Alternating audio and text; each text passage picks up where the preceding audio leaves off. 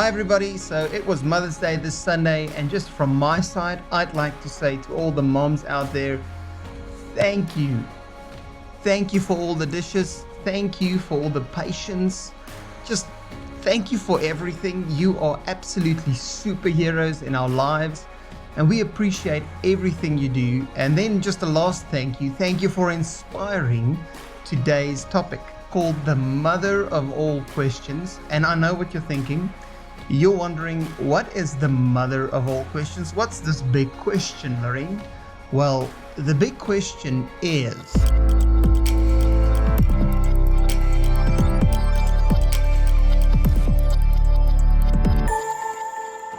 so I believe the big question can be framed as follows. What does love require of me?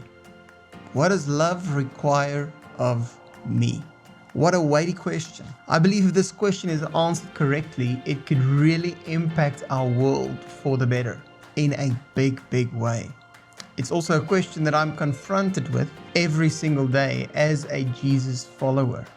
I think, and I do believe, that the best place to get an answer for our question would be to go and look at the greatest act of love that the world has ever seen. You know, this act literally split history into two. And because of this act of love, billions of people around the world look towards this moment in history as a beacon of hope. If John frames it best when he describes this act of love, for God so loved the world that he gave his one and only Son, that whomever believes in him will not perish, but will have eternal life. God so loved that he gave. John describes the greatest act of love as a moment of giving. It was God that gave. What does it mean to have a love that gives? Well, I believe that when you have a love that gives, you say that I'm going to leverage all of my time, my treasures, my talents for the benefit of other people. Basically, I'm going to use all of the power and resources at my disposal. I'm going to leverage that to help a neighbor, a friend, a family member, even an enemy. That's the picture of a love that truly gives. So the simple answer to our big question, what does love require of me? What love requires of you and of me is that love requires of both of us to give. What a radical answer to a world that only wants to take. Everybody just, what's mine? Can I get? And here love says, I require of you to give.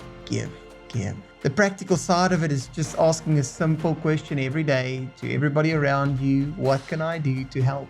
But where would you get a motivation, a fuel to drive such a radical way of living? To really put yourself out there and say, I'm going to give instead of asking to get. Where do we find it? Well, I believe in exactly the same spot we found an answer to our question. Is if we look at Jesus' life at the cross, we see him not saying, I'm going to leverage my power and my resources only. Can you imagine having an army that will be fed by Jesus because he can just do the bread and fish trick every time, or healing all the guys coming back from battle? I mean, that is leveraging to the benefit of your army. But the reality is Jesus did not just leverage his power and his resources. He leveraged his life for your benefit. He decided to trade in his life and take what you deserve on that cross so that you can have what he deserves. Full intimacy with the Father. That is what love did for you. And if the creator of the universe were willing to trade places to have a love that gives, the least we can do is to pay it forward. God bless.